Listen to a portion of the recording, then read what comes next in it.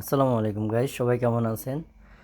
তো আজকে একটা ভিন্ন রকমের অভিজ্ঞতা নিলাম। আমাকে হঠাৎ করে ফ্রাইডেতে বিড়াল একটা কামড় দিয়েছে। তো বিড়ালের কামড়ের জন্য নাকি টিকা নেওয়া লাগে। তো সেদিনকে অলরেডি 4টা টিকা নিয়েছি। তো 4টা টিকা নেওয়ার পরে আর 2টা বাকি আছে। তো সেই 2টা দিতে হয় মহাখালী পশু হাসপাতাল থেকে। তো সবাই বিড়াল থেকে সাবধানে থাকবেন, কারণ বিড়াল এবং কুকুর এগুলো কিন্তু জলতাঙ্ক রোগ হয়। এক একটা কামড় দিলে আপনার 4টা 7টা পর্যন্ত টিকা নেওয়া লাগে। তো আমি গুলশান দিয়ে যাচ্ছিলাম। তো এখানের পরিবেশটা অনেক সুন্দর লাগে। আমি আগে গুলশানে ছিলাম, এই রোডগুলো আমার খুব পরিচিত, চেনা জানা। তো যেতে যেতে এটা ব্লগ করলাম। আসলে এই জায়গাটা পড়ন্ত বিকালে অনেক সুন্দর এবং দৃশ্যমান। তো যারা যারা গুলশানের এই রোডটাতে গিয়েছেন এবং কোন জায়গায় আমাকে কমেন্ট বক্সে জানাবেন।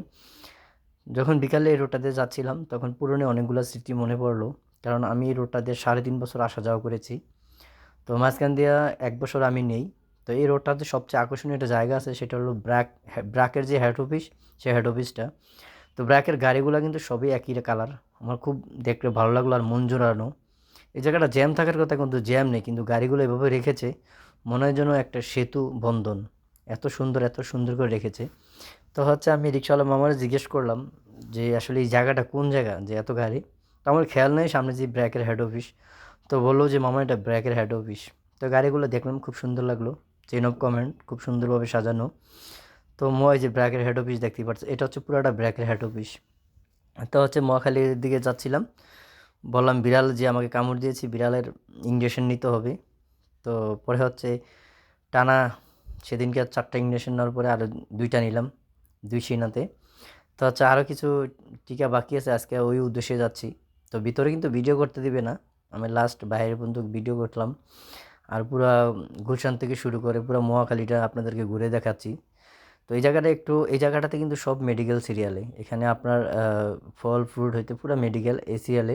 যেমন মেডিকেল তেমন ডিসপেন্সারি। এখানে সব ধরনের ওষুধ পাওয়া যায় এবং সব ধরনের মেডিকেল এখানে আছে। ডায়াগনস্টিক সেন্টার থেকে শুরু করে A to Z সব ধরনের মেডিকেল আছে।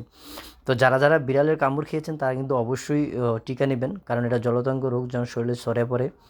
পরে কিন্তু কোনো টিকার ব্যবস্থা দিলেও কাজ হবে না, কোনো ধরনের ব্যবস্থা নেই, কারণ আমরা ফার্স্ট অফ অল যে ধরনের চিকিৎসা নেওয়া দরকার ঠিক ফার্স্ট ওই চিকিৎসাটা নিতে হবে।